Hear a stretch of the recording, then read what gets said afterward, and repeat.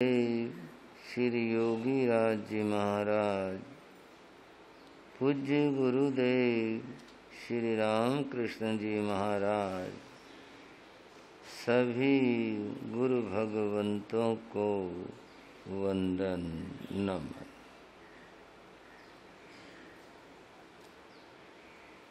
श्रद्धाशील बंधुओं एवं बहनों, आपके सामने श्री राम कथा की कुछ चर्चा चल रही है। राम कथा की चर्चा पूरा मर्यादा के स्वरूप की अभिव्यक्ति है। सुख कारे मर्यादा रक्षक, सुख कारे श्री राम कथा मंगलकारी, श्री राम कथा मंगल। पावन पद रज जीवन दाता, पावन पद रज जीवन दाता, पाथर में जीवन भर जाता, पाथर में जीवन भर जाता।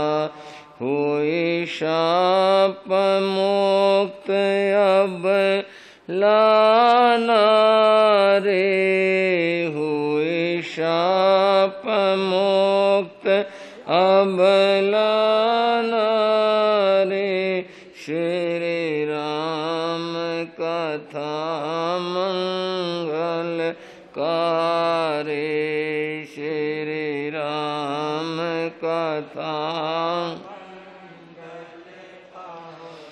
मर्यादा रक्षक, सुख कारे मर्यादा रक्षक, सुख कारे श्री राम कथा मंगलकारी,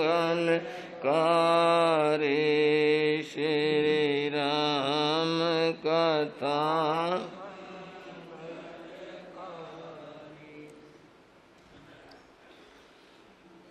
जैन धर्म में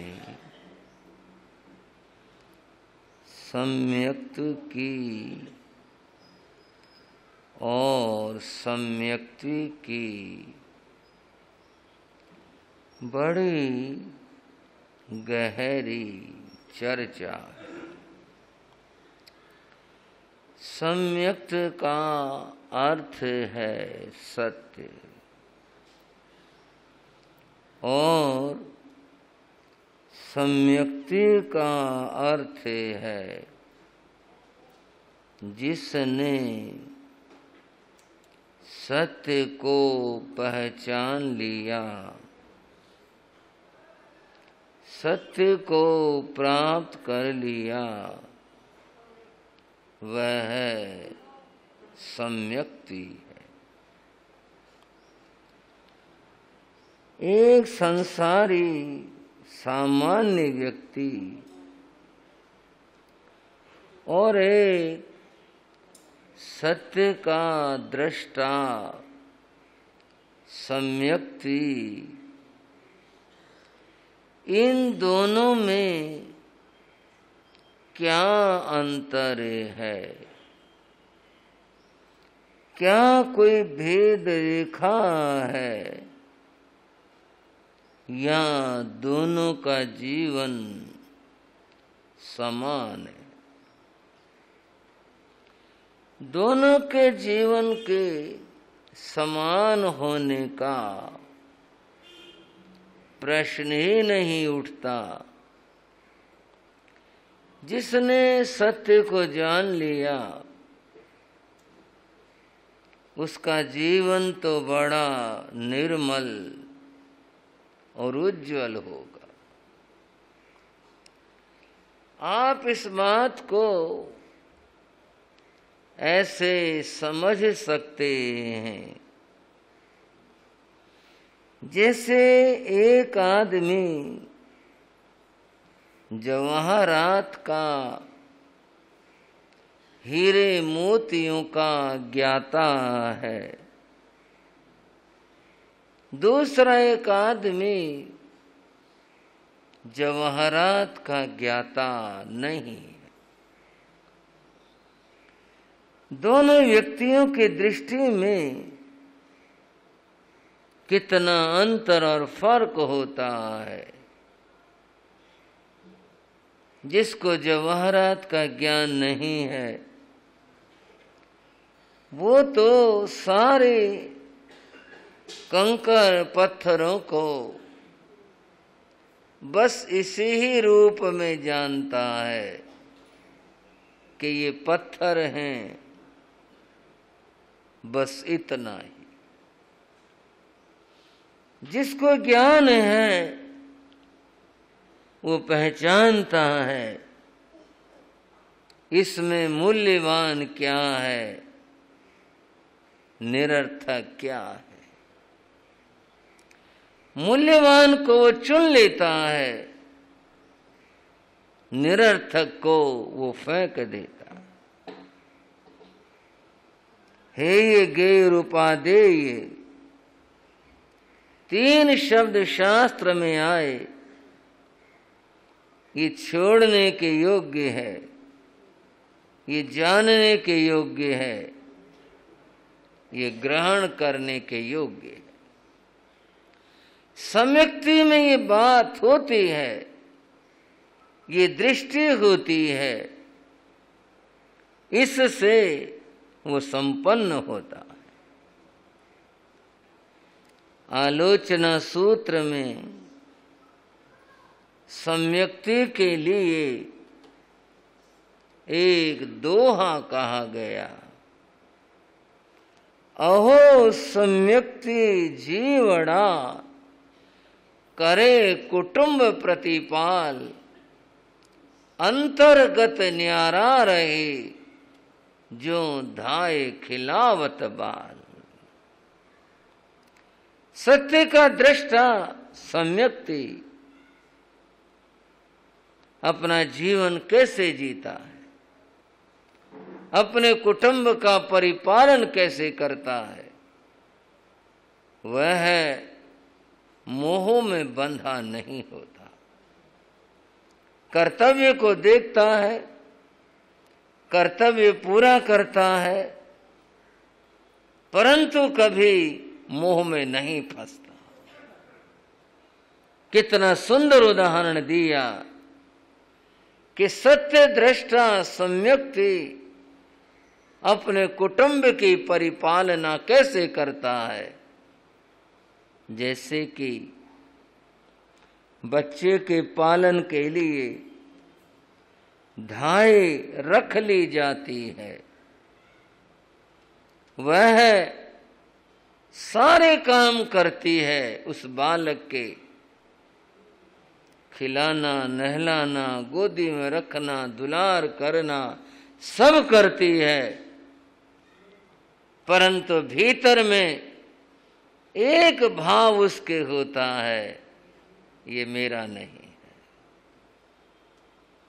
धाय की बात को आज वर्तमान में नर्स या सिस्टर से भी देखा जा सकता है। नर्स सिस्टर काम करती हैं, कितना लगता मनोयोग से करती हैं।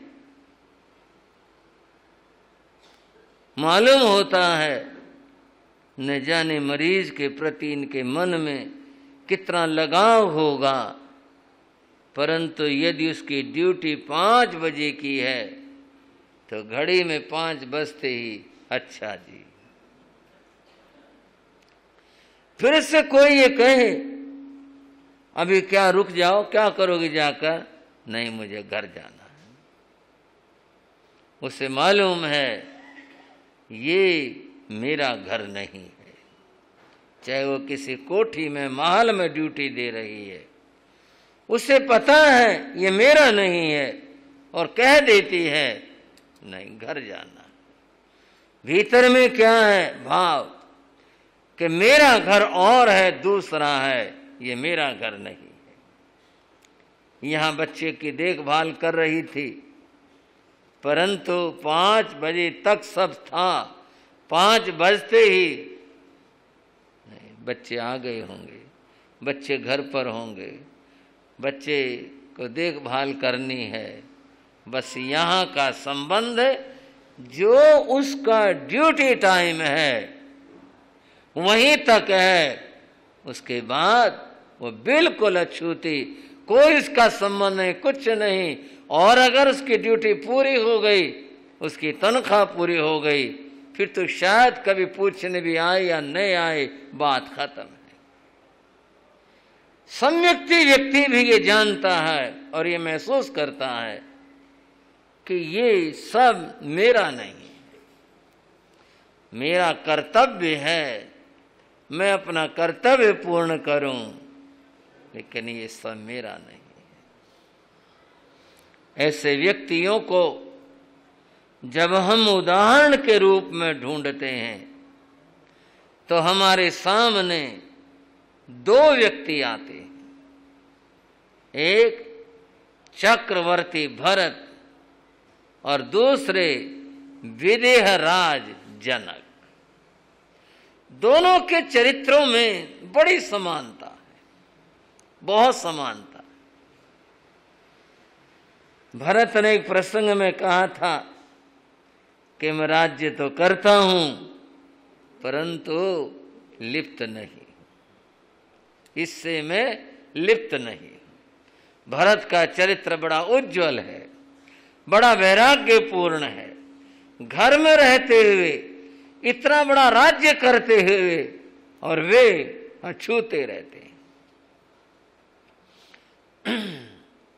जनक का चरित्र, जो मिथिला के राजा थे, मिथिलापुरी और जनकपुरी, ये दोनों ही एक नगर के नाम हैं। वहां के राजा जनक थे और जनक की पुत्री सीता थी।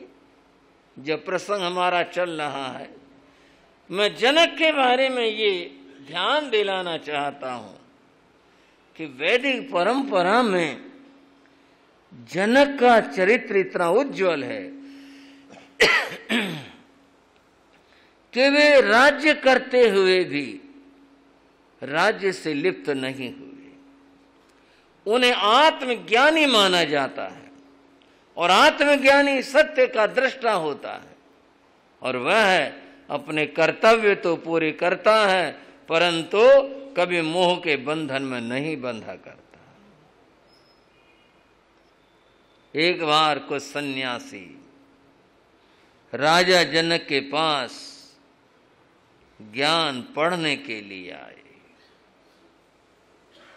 जनक के पास सन्यासी लोग आया करते थे, वैदिक परंपरा में बताया, और वे उनसे पढ़ा करते। एक बागीची थी, वहां पर सन्यासी लोग एकत्र थे और वहां राजा जनक स्वयं आते और उन सन्यासियों को पढ़ाते। बात हुई निर्लिप्तता की और जनक ने इस बात का प्रतिपादन किया कि देह में रहते हुए विदेह भाव को जिया जाए। देह में रहते हुए विदेह भाव, ये देह मेरी नहीं है, इस भाव को जिया जाए। इसको जैन शास्त्रों में भी, जैन साहित्य में भी बड़ी बारीकी के साथ में कहा गया कि दृष्टा भाव जानो और देखो, उसको स्वीकारो नहीं। सन्यासियों ने कहा ये कैसे हो सकता है, देह में रहते हुए और विदेह भाव को जिए। बात और भी चली गई। जनक महाराज ने कहा भोजन करते हुए भी स्वाद से ऊपर रहो। कैसे हो सकता स्वाद से ऊपर? जनक महाराज ने कहा कुटी में और महल में रहते हुए भी उसको अपना मत मानो, अन्यथा मोह के बंधन में बंध जाओगे और संसार भ्रमण करते रहोगे। अपने आप को इन सब से अलग स्वीकार करो। सन्यासियों की बात समझ नहीं आ रही। एक दिन एक माया रची, जनक अपनी शक्ति से रची या देव शक्ति से हुई। जब वे पढ़ रहे थे और जनक पढ़ा रहे थे, तभी देखा धुआं उठा। और धुआं कहाँ उठा? जनक के महलों में। धुआं का उठने का अर्थ है यत्र यत्र धूमः तत्र तत्र वह्नि। जहां जहां धुआं है वहां वहां, हाँ जी, जहां धुआं होगा वहां क्या होगी? आग लगी। सन्यासियों ने देखा और महल में आग लग गई।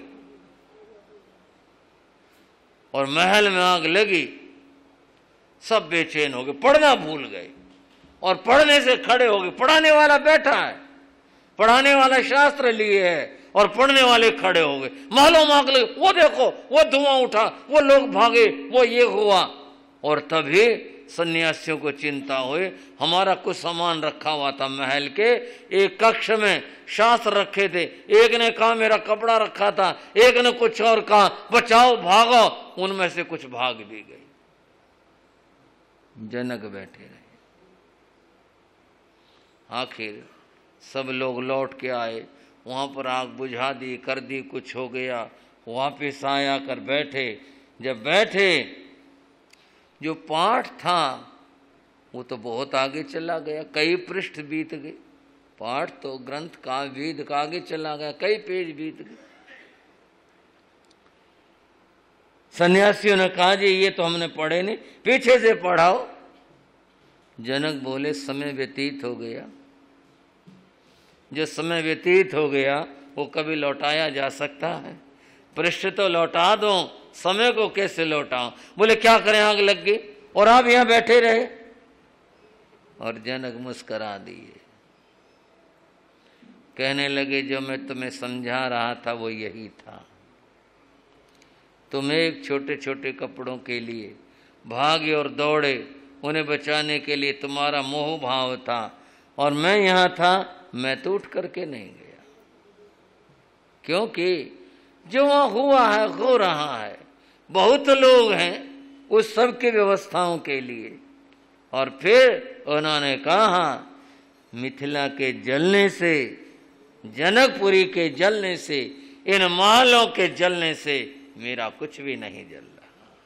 मैं अलग हूं और ये अलग है। कितना तत्व ज्ञानी आदमी रहा होगा, समझने की बात, सोचने की बात। कितना गहरा आदमी होगा, कितना गहरा ज्ञान होगा कि जिसके मन में कोई उद्वेग नहीं आया, उठा तक नहीं, चला तक नहीं, झांका तक नहीं, और अपने स्वाध्याय में लगा रहा। जनक का चरित्र ऐसा। रामायण के सभी पात्र कुछ संदेश देते हैं, कुछ बताते हैं, और ये संदेश और पात्र आगे क्या बता रहे हैं आपने सुना और जाना। श्री राम का विवाह संपन्न हुआ। गृहस्थ जीवन की एक विशेष घटना है विवाह। एक दिन मैंने चर्चा में आपको बताया था विवाह शब्द का क्या अर्थ है। उर्दू भाषा में इसके लिए शादी शब्द का प्रयोग किया जाता है। शादी शब्द का अर्थ होता है खुशी, प्रसन्नता। जीवन में प्रसन्नता का क्षण आना, प्रसन्नता का समय आना, शादी का मतलब है प्रसन्नता। अंग्रेजी में इसके लिए मैरिज शब्द आता है और मैरिज का अर्थ भी खुशी होता है। संसारी व्यक्ति इस घटना से, गृहस्थ में प्रवेश से खुशी मनाते हैं। उर्दू भाषा का शब्द बता रहा है, अंग्रेजी भाषा का शब्द बता रहा है, परंतु भारतीय परंपरा का शब्द है विवाह। विवाह का अर्थ खुशी नहीं होता। विवाह शब्द का अर्थ खुशी नहीं होता। विवाह शब्द का अर्थ होता है विशेष रूप से कर्तव्य का वहन करना। विशेषण विशेष रूप से अपने कर्तव्य का वहन करना, इसका नाम विवाह है। पहले जो जिम्मेदारियां थे, दायित्व थे, वो कम थे, अब विशेष हो गए, अब और ज्यादा हो गए, अब तो बहुत अधिक बढ़ गए। अर्थात दायित्वों को स्वीकारना, दायित्वों को निभाना, दायित्वों को स्वीकार करना, इसका नाम विवाह होता है। जो लोग विवाह करके और फिर अपने कर्तव्यों पर ध्यान न दें, कर्तव्यों का पालन न करें, दुर्भाग्य की बात है और बुरी बात है। समझो, भारतीय परंपरा का शब्द विवाह कर्तव्यों को स्वीकार करना है, विशेष रूप से उनका निर्वाह करना है, वहन करना है, इसका नाम विवाह होता है। इस बात को श्री राम ने स्वीकार किया, सीता ने स्वीकार किया। और परंपराएं विश्व के अंदर जितने देश हैं और जितनी परंपराएं हैं और जितनी जातियां हैं, उनमें बहुत सारी बातें विवाह से, जिसमें अच्छे वस्त्र, खाना पीना, कुछ बाजा बजाना आदि आदि मनोरंजन, ये सब तो हैं। लेकिन जो भारतीय परंपरा है, जिसमें सप्तपदी है, कर ग्रहण है, पानी ग्रहण है, ये परंपराएं उनके यहाँ नहीं है। सप्तपदी के अंदर बंधुओं कर्तव्यों का बोध है। इस बात को बताया गया है कि वचन दिए गए हैं कि मैं तुम्हारे साथ इन वादों को, इन वचनों को पूरा करूंगा। इस बात का एहसास केवल भारतीय परंपरा में है और कहीं पर ये परंपरा में ऐसा कोई वचन और ऐसे कोई बात देखने में और पढ़ने के अंदर नहीं आती है। विवाह हुआ और ये भी ज्ञातव्य है कि चारों ही भ्राताओं का वहां विवाह हुआ।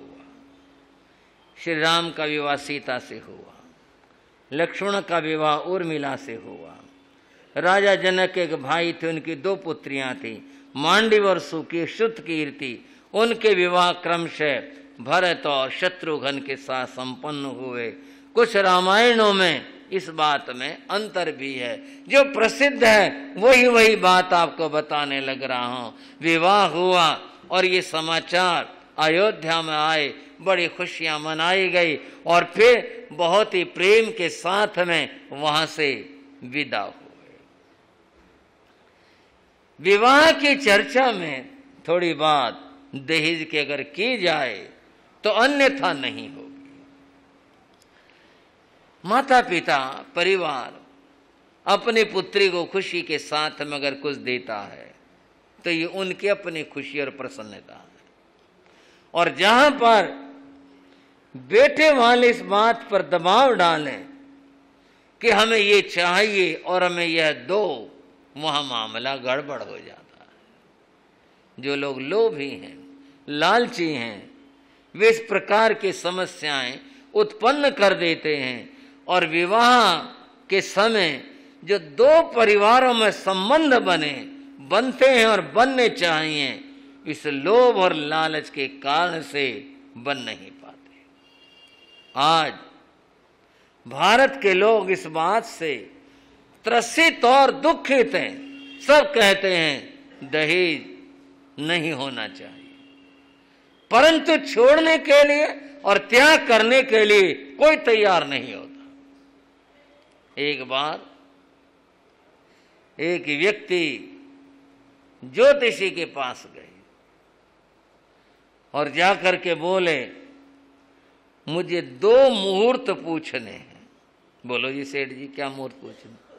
बोले एक तो लड़के की शादी का पूछना है और एक लड़की की शादी का पूछना है। लो बता देता हूं। बोले नहीं, बात सुनो, मेरी एक बात सुनो। ऐसा मुहूर्त देखना लड़के की शादी में खूब दहेज आए और लड़के की शादी में दहेज देना न पड़े। भाइयों, बस ये मनोवृत्ति है। ये मनोवृत्ति एक ज्योतिषी के माध्यम से कही गई, व्यक्ति के माध्यम से कही गई। मन स्थितियां आज यही हैं, पीछे भी यही थी, यही चली आ रही हैं। क्या है? जब अपने लेने की बारी आती है तो बहुत बहुत ही चाहते हैं, इतने हाथ फैलाते हैं, इतना मिले इतना मिले इतना आए। फिर तो जम्मू कुमार भी याद आते हैं और भी याद आते हैं कि देखो उनको कितना दहेज मिला था, कितना धन मिला था। और जब देने की बारी आती है तब कितने भी संपन्न हो, व्यक्ति कहता है देखो दहेज देना है तो कुप्रथा है, तो गलत ही। और जिन लोगों के साथ मजबूरियां हैं वो कितने दुखित होते हैं, इसकी तो कोई सीमा ही नहीं होते। वो तो परेशान होते ही होते हैं। बंधुओं, ये बहुत एक समाज की कुप्रथा है। इस बात के लिए संतों ने भी बहुत कुछ कहा सुना, पीछे भी बहुत कुछ चर्चाएं होती रही, सामाजिक मंच से भी चर्चाएं होती रही, लेकिन ये बीमारी बढ़ती ही जाती है, ठीक होने में नहीं आती। ऐसे विचित्र स्थितियां हैं। और लेकिन और भी खास बात यह है कि ये जो बात है अग्रवाल समाज, उसमें जैन और वैष्णव सभी हैं, इसी वर्ग में बहुत ज्यादा पाई जाती है। और वर्गों में भी इनकी देखा देखी ये बीमारी आई, लेकिन अभी भी तुलनात्मक कम है। और बंधुओं, कुछ ऐसी कौमें भी हैं जिनके यहाँ पर दहेज लेना गुनाह और पाप होता है और दहेज लिया नहीं जाता। लोभ और लालच के वशीभूत हुए लोग इस स्थिति में फंसे हुए हैं। यहाँ रामायण में इस प्रकार की बात कि कोई मांग और कोई बात हुई और नहीं है। जो भी उन्होंने स्नेह से दिया, अपने बेटे के लिए दिया सो दिया, बस इतना ही भाव प्रस्तुत किया गया और बड़ी खुशी के साथ विदा हो करके बंधुओं ये सब अयोध्या में लौटते हैं। वहां की खुशी भी बड़ी अद्भुत और विचित्र है। पर इस लौटने के साथ वैदिक परंपरा में एक और प्रसंग जो जैन रामायण में नहीं है, वो ये है परशुराम की घटना। जब धनुष तोड़ा गया था और परशुराम को मालूम हुआ कि धनुष तोड़ा गया था, तो वो बहुत ही इस बात से क्रोधित हुए। और परशुराम क्षत्रियों के बड़े खिलाफ थे। उन्होंने प्रतिज्ञा बना रखी थी, उठा रखी थी कि मैं पृथ्वी को क्षत्रियों से विहीन कर दूंगा। इसलिए उन्होंने बहुत क्षत्रियों को मारा था और वे भी वहां पर आए, बड़े क्रोध के अंदर आए। अब यहां देखना है ऋषि का क्रोध और क्षत्रिय का बल। ऋषि के क्रोध के पीछे उसकी तपस्या है और क्षत्रिय के बल के पीछे उसका सम्मान और उसका गौरव रहा हुआ है। दोनों बातें आमने और सामने हैं। परंतु राम की मर्यादा, राम की विशेषता यह है कि जब परशुराम ने आकर के अब शब्द कहे तो उन्होंने इसका कोई उत्तर नहीं दिया। मौन होकर बड़े मधुर शब्दों में ऋषिवर मधुर शब्दों के साथ वे बोलते रहे। ये राम की कमजोरी नहीं थी, राम के गंभीरता थी। और इसलिए जो उनकी गंभीरता थी उसका परिणाम हुआ ऋषि का क्रोध कुछ कर नहीं पाया। और लक्ष्मण ने बीच में कुछ बोलने की कोशिश की और बोले भी, राम ने उसे चुप किया। नहीं, तुम नहीं बोलोगे। महात्मा बुद्ध के वचन इस मौके के ऊपर कहूं, अक्रोधेन जिन्हें क्रोध है, उन्होंने कहा क्रोध को क्षमा से जीतना चाहिए। क्रोध का यही प्रतिकार है। अक्रोधेन जिन्हें को है, क्रोध को है क्रोध से जीतो, क्षमा के साथ जीतो। अगर तुम उसका उत्तर दोगे, इस प्रकार करोगे, तो क्रोध बढ़ता ही जाएगा। और भगवान महावीर के वचन है, उस समय हणे को हम उपशम भाव से, शांत भाव से, शांति के साथ में क्रोध का शमन करो, वो शांत होगा। और यदि इसका उत्तर दोगे और इस प्रकार से बदले की बातें करोगे, क्रोध बढ़ता जाएगा और इसका परिणाम विनाश होगा। यहाँ इस बात को देखा गया कि राम की नम्रता से ऋषि का क्रोध शांत हुआ और उनका जो व्रत था मन क्षत्रियों का नाश करना है, वह दूर हुआ। ये क्षमा के क्रोध के ऊपर विजय थी। यहाँ पर क्षत्रिय और ब्राह्मण का सवाल नहीं रहा, यहाँ तो सिद्धांत की बात आए। और क्या, क्रोध को अगर जीतना है, उपशम भाव से, क्षमा भाव से उसको जीता जा सकता है। ये शिक्षा हमारे को यहाँ से प्राप्त हो रही। बंधुओं, ये सब अयोध्या लौटे। अब यहाँ से बात कर रहा हूं। बड़ी तैयारियां थी। राजघराने में विवाह हुआ, चारों भाइयों का विवाह हुआ, खूब तैयारियां थी, सजावट थी, बहुत कुछ था, खाना पीना बड़ा कुछ हो रहा था। आखिर महलों में आए और महलों में आने के बाद भी अब जो कुछ होता, आरता उतारना, ये वो सांसारिक बातें, वो सब हो रही थी। इन सारी बातों में रामायण में एक अद्भुत बात कही गई और वो यह है, सीता ने माता कौशल्या को प्रणाम किया। प्रणाम करने के बाद उन्होंने अपना आशीर्वाद दिया। आशीर्वाद देने के अनंतर माता कौशल्या ये कह बैठी, बेटी आज वो दिन है, जो तुम्हारी इच्छा हो आज वो मांगो, मैं तुम्हारी इच्छा के अनुसार तुम्हें दूंगी। यूं तो मैं अपने से भी दे सकती हूं, लेकिन मैं चाहती हूं जो तुम्हें मांगना हो आज वो मांगो। तब सीता ने कहा, माता जो आप देंगे मुझे वही स्वीकार है। यहां मां की यानी सास की उदारता और यहां वधू का संतोष आमने सामने है। जो आप देंगे वही मुझे स्वीकार है। और माता ने क्या कहा, जो कुछ है तुम्हारा है, बोलो क्या दूं, तुम क्या चाहती हो। कितना यहाँ पर उदारता का भाव है और संतोष की विजय कैसे हुई यहाँ पर। उसने कहा जो आप देंगे मुझे स्वीकार है। तब विवाह तो हो चुका था, लेकिन एक माँ की उदारता बता रहा हूं। उन्होंने राम का हाथ पकड़ा और कहा, सीता लो अपनी सबसे प्यारी चीज तुझे देती हूं।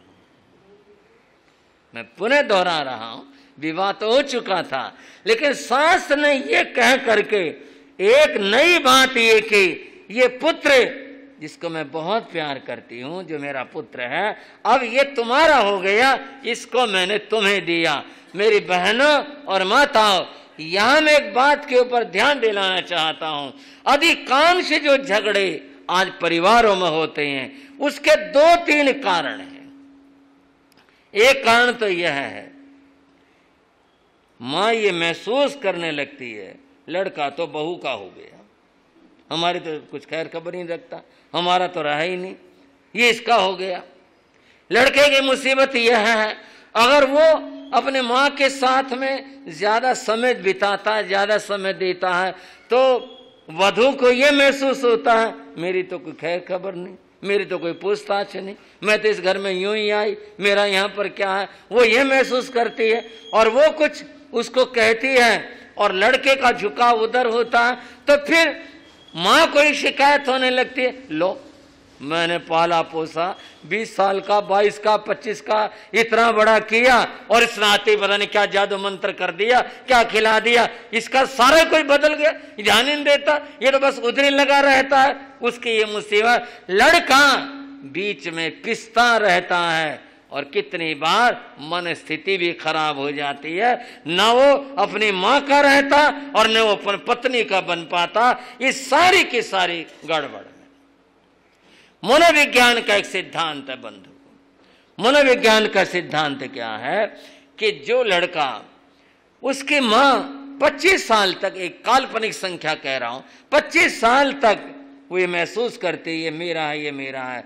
आज उसको लगता है ये अब मेरा नहीं रहा, ये उसकी पीड़ा होती है। अगर माँ इस बात को समझ ले कि मैंने अपने कर्तव्य पूरे कर दिए, अब इसका अपना जीवन है, ये अपना घर बसाए, अपना जीवन जिए, अपनी तरह से जिए, मेरा तो आशीर्वाद, और मैं इसके प्रति इतना मोह भाव क्यों रखूं, जिसके प्रारंभ से मैं बात कर रहा था, तो बहनों समस्याएं कम पैदा होंगी। लेकिन होती क्या है, जो सास है, लड़के की माँ है, वो माँ अपने बेटे के ऊपर से मोह नहीं हटा पाते और ये क्लेश का कारण बनता है। और एक क्लेश की बात बता रहा हूं, दूसरा क्लेश का क्या कारण बनता है। लड़की की शादी कर दे, खूब धूमधाम से कर दे, खूब लिया दिया, सारे काम कर दिए और वो विदा हो गए, और जिसके लिए बड़े दिनों से चिंता थी, शादी नहीं हो रही, इतने दिन हो गए, लड़का नहीं मिला, अब सारे काम हो गए, अच्छा लड़का मिल गया, घर बार सारी बात ठीक, खूब दहेज दे दिया, खुशी खुशी विदा कर दे। लेकिन लड़की की माँ अपनी लड़की के ऊपर से मोह नहीं हटा पाते, और क्या जाकर बैठी, हेलो बेटी ठीक है, कोई बात तो नहीं, तेरी सास क्या कह रही है, और 10 मिनट, ये तो बोलने में बोल रहा हूं, चाहे सुबह चाहे दोपहर चाहे शाम, हेलो बेटी ठीक है, क्या कर रही थी, बर्तन, तो बर्तन मांजेगी, ये काम करेगी तू, और नहीं, तेरी सास ने बर्तन मांजने को, जितना ज्यादा काम करेगी ना उतना ज्यादा काम बताएंगे तेरे घर में, थोड़ा काम करा कर, ज्यादा ना करा कर। ये शिक्षाएं मेरी बहनों जब दी जाएंगी लड़की को, वो अपने घर में सेट कैसे होगी, किस तरह बात बनेगी। ना तो इस घर में से वह मां अपने बेटे से मुंह हटा पा रही, और न उस घर में से वो मां अपने लड़के के ऊपर से मुंह हटा पा रही। वह उसे प्रतिदिन हर रोज उसे कान में एक एक बात पूछे, क्या हुआ क्या हुआ, ये बोले, तने जवाब क्या दिया, तने सुना देनी चाहिए थी, तो नहीं करना चाहिए था। उसके दिमाग को वहां लगने नहीं देते। और बंधुओं, कोई भी चीज कहीं भी अगर होती है, पत्थर भी अगर जगह बनाता है तो वहां पड़ा रहेगा तो जमीन में जगह बनेगी, और जो उसका आकार है टेढ़ा मेढ़ा जैसा वैसी जगह बनेगी। वह लड़की जो इस घर में आई है, अपने व्यवहार से, अपनी बातों से, अपने कार्यों से, अपनी सेवाओं से इस घर में जगह बनाते, लेकिन बनाने नहीं दी जाती है। क्यों?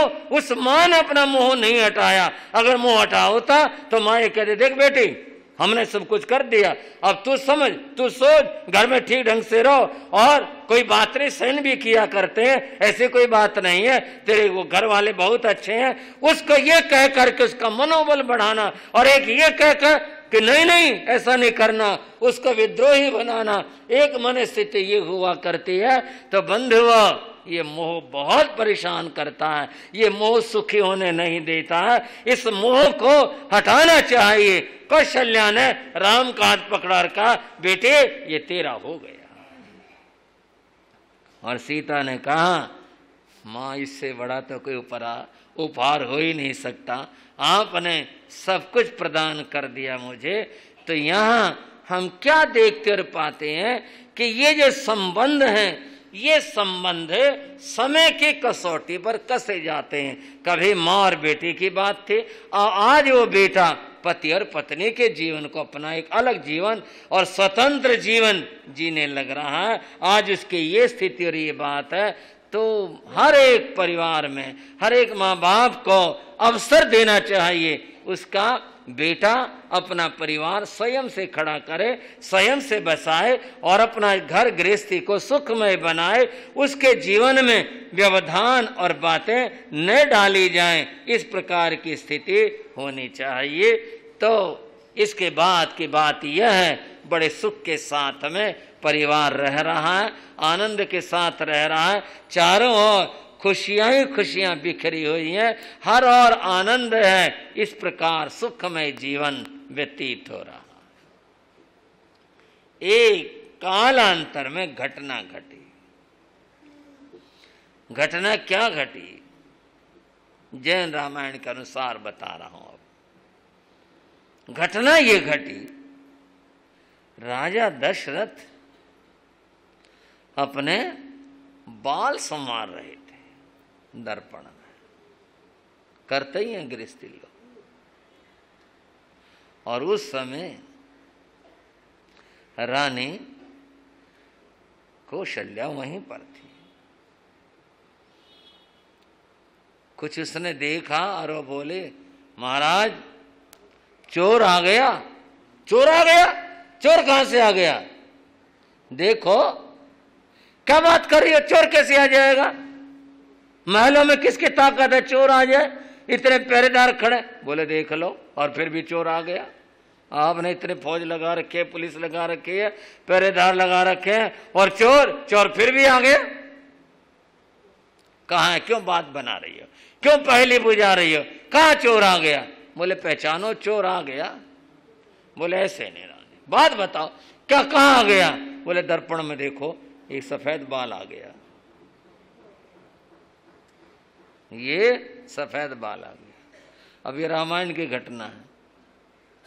एक आदमी को कुछ उसने बोलने में ढंग ठीक नहीं रखा, दूसरा आदमी बोला, अरे ध्यान से बोला कर, तेरे सारे सफेद आ गए, अब तो कुछ अकल से काम कर, ऐसे थोड़ी बोला कर। बोला बाछड़े के जन्म से ही सफेद हुए हैं। भाइयों को समझ में आई? उसने तो ये कहा भाई सफेद आ गया, अब तो कम से कम अक्ल आनी चाहिए। ध्यान से बोले, बोले इसमें क्या बात है, बछड़े के जो है जन्म से सारे सफेद होते हैं, इसकी भी कोई बात हो गई? ये भी बड़ा टेढ़ा मामला है। एक आदमी जा रहा था, उस आदमी के सर के बाल सफेद थे और दाढ़ी के बाल काले थे।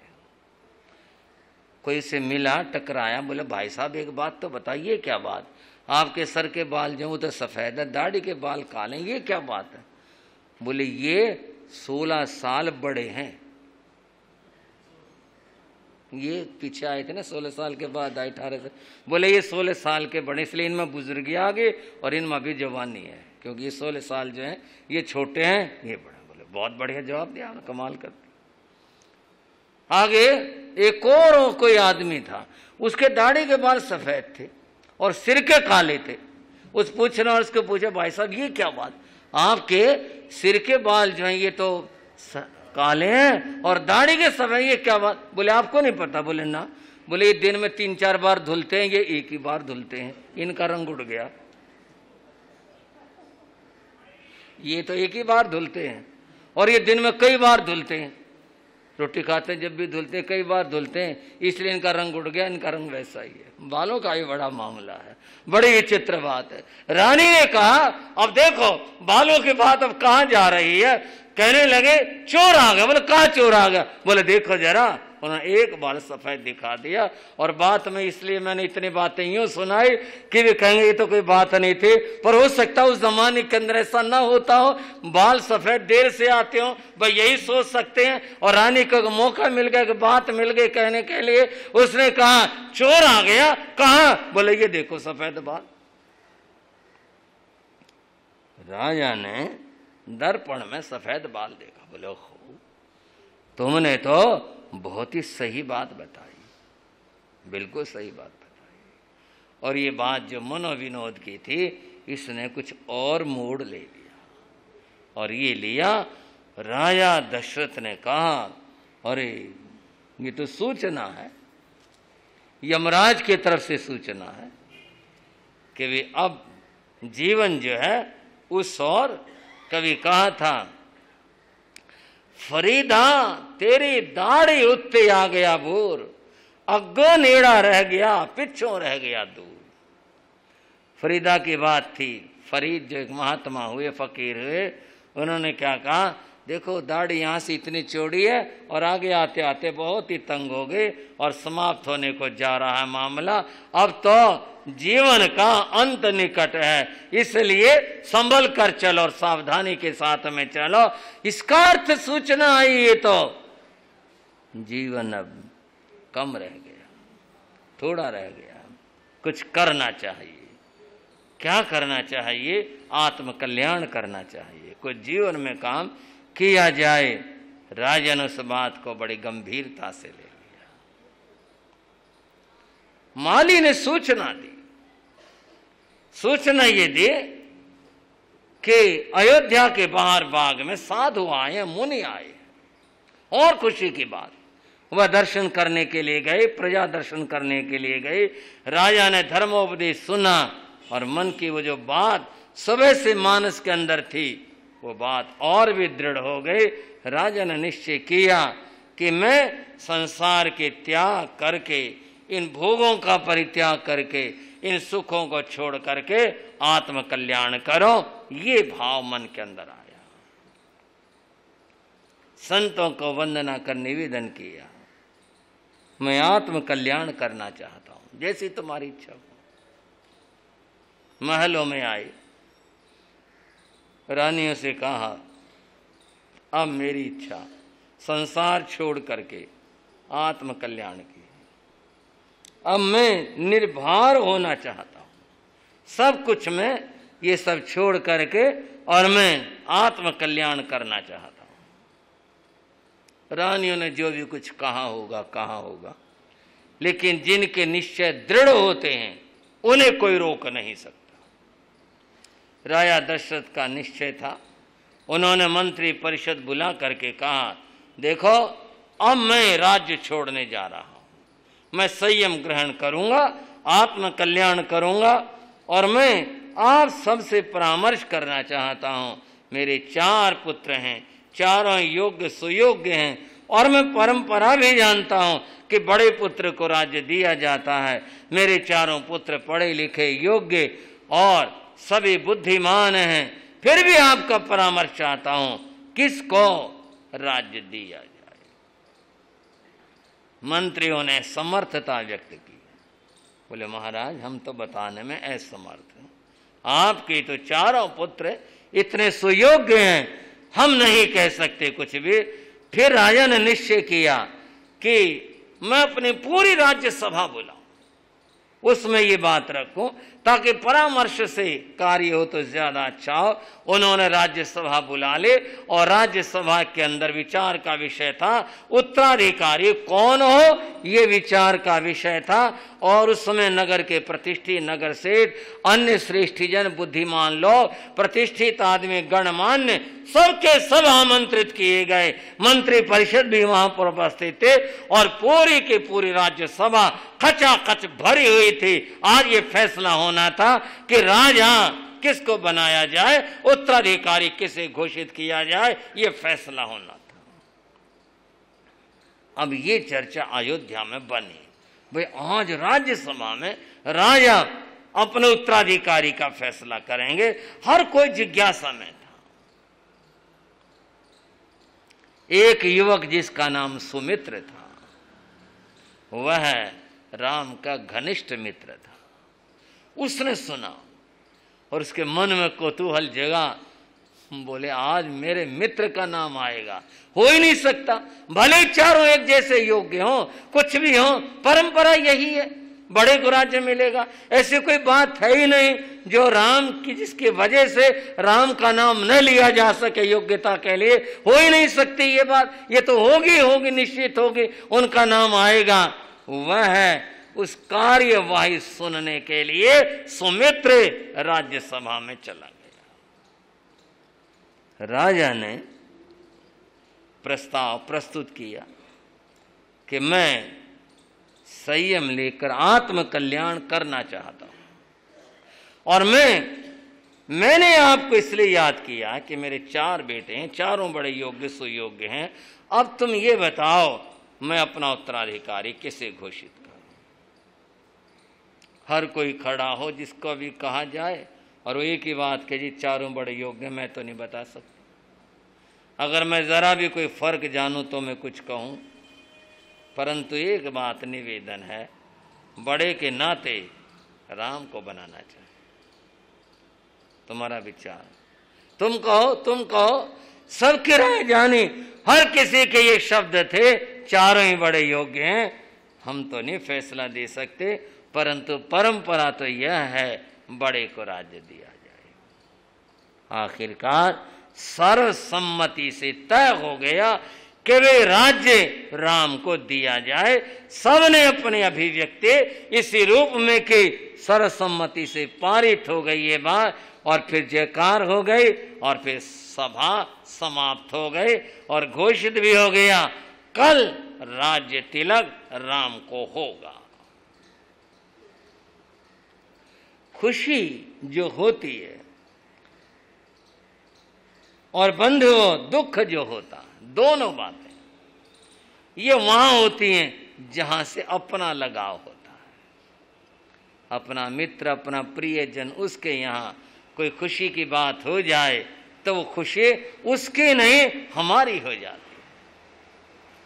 और बंधुओं दूसरी बात, किसी अपने जिसके साथ ये शब्द जुड़ा हो, अपना जिसके साथ शब्द जुड़ा हो, उनके यहाँ कोई बात हो जाए तो फिर वो दुख भी अपना हो जाता है। आप लोगों ने देखा, अखबारों में आया, एक युवक और शेर आमने सामने। अब तो लोग ये भी बताने लगे कि उसकी वीडियो भी बन चुकी है और वो भी देख रहे हैं। कितने लोग मनोरंजन कर रहे हैं। देखो कैसे पकड़ा, कैसे ले गया खींच करके। बंधुओं, उसके साथ जो बीती वो कितनी दर्दनाक बात। शायद कह रहा हूं, 100% तो नहीं, किसी के आंसू आए होंगे, नहीं तो एक मनोरंजन बन गया। उसके प्राण गए और दुनिया मनोरंजन कर रही। कितने दुख की बात है। क्यों दुख है? क्योंकि अपना नहीं था, बुरा ना मानना। पूरा का पूरा हवाई जहाज समुद्र में समा गया, 300 से ज्यादा यात्री थे। ओहो, ये हो गया, इससे आगे कुछ भी नहीं। जिनका गया कोई, जिनका अपना कोई गया, पीड़ा तो उसे पता है। सुख और दुख, खुशी और गम वहां होते हैं बंधुओं जहां पर अपना जुड़ा होता है। बस यही भेद है। जो लोग धर्मिष्ठ हैं, धर्मनिष्ठ हैं, अहिंसक हैं, उनके लिए सारे जगत के सुख दुख अपने होते हैं। समझ लो, सबकी पीड़ाएं उनकी अपनी पीड़ा हुआ करती है, और जगत के सुख को वो अपना सुख और अपना आनंद माना करते हैं, क्योंकि उनकी दृष्टि उदार और विशाल हुआ करती है।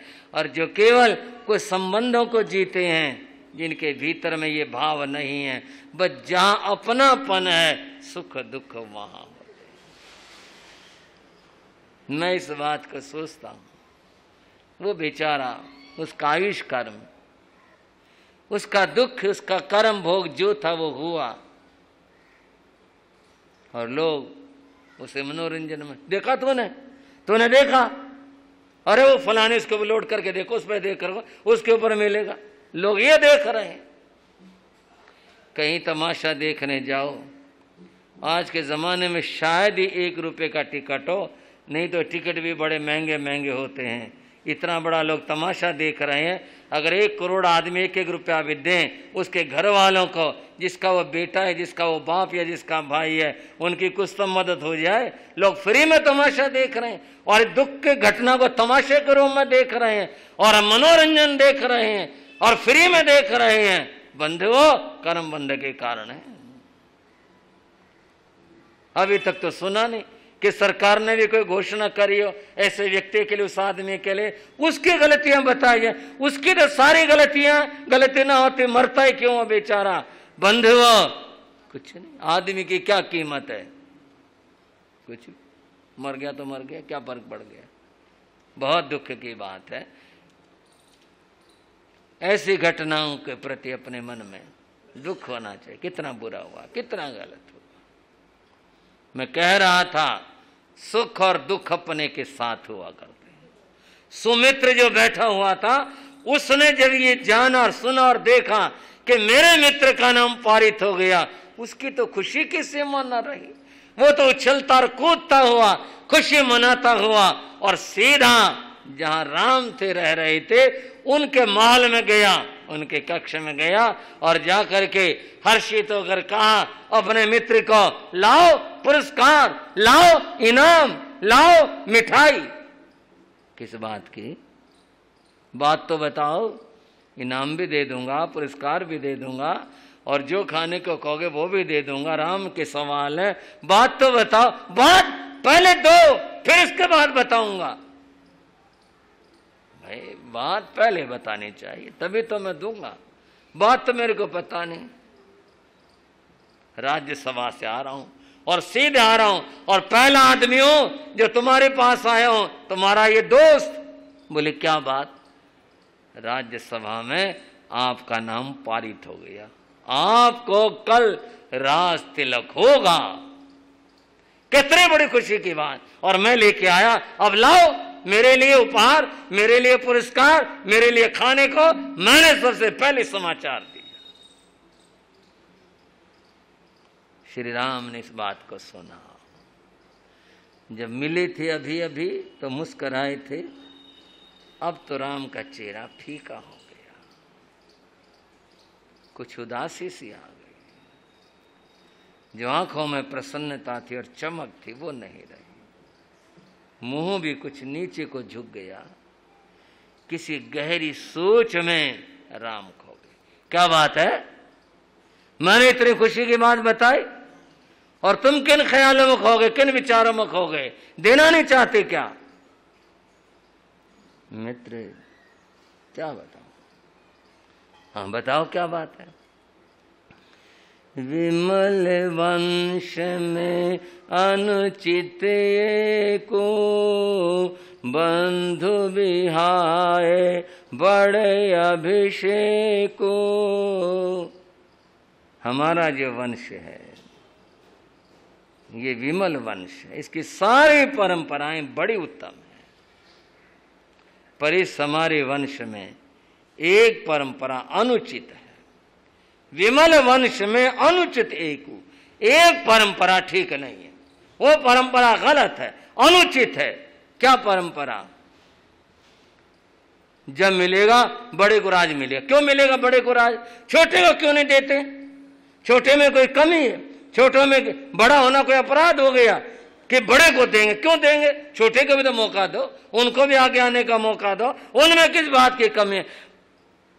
जो अभिषेक किया जाता है वह बड़े को किया जाता है, बस ये अनुचित है। ये बात मेरे पसंद नहीं आई। जो नाम पारित हुआ है वो ठीक नहीं हुआ। अच्छा होता मेरे छोटे भाइयों को मौका देते, कितना अच्छा होता, मुझे कितनी बड़ी खुशी होती। मित्र सोच में पड़ गया। अरे मैं तो ये सोचता था कि सुनते ही राम मेरे मुंह में अपने हाथ से कुछ डालेंगे और खिलाएंगे और कहेंगे तो सबसे पहला दोस्त है, तू मेरा पहला मित्र है जो मेरे लिए इतनी बड़ी खुशी के समाचार लेकर आया और इतनी बड़ी बात तूने सूचित की। उसे तो उम्मीद ये थी, लेकिन उम्मीद पर पानी गिर पड़ा। राम कहाँ खड़े हैं, राम कहाँ सोच रहे हैं कि मेरे में क्या खास बात है। बंधु भी आए बड़े अभिषेक को, छोटे भाई को छोड़कर बड़े को अभिषेक कर दो, बड़े को राजा बना दो। हमेशा ये बात होती रही है, क्यों होती है ये। छोटों को भी तो मौका देना चाहिए। मेरे नहीं पसंद आई। मित्र मिठाई मांगना भूल गया, पुरस्कार मांगना भूल गया। जो यहाँ सोच रहा है वो मुझे क्या पुरस्कार देंगे। अच्छा जी, अच्छा। मित्र अपने घर चला गया, सोचता रहा। राम अपने भाइयों के लिए इतना सोचते हैं, इतना विचार करते हैं। ये भ्रातृ भाव है बंधुओं, जहाँ आपस में भाइयों में ऐसा प्रेम हो कि मैं नहीं तुम, मैं नहीं तुम।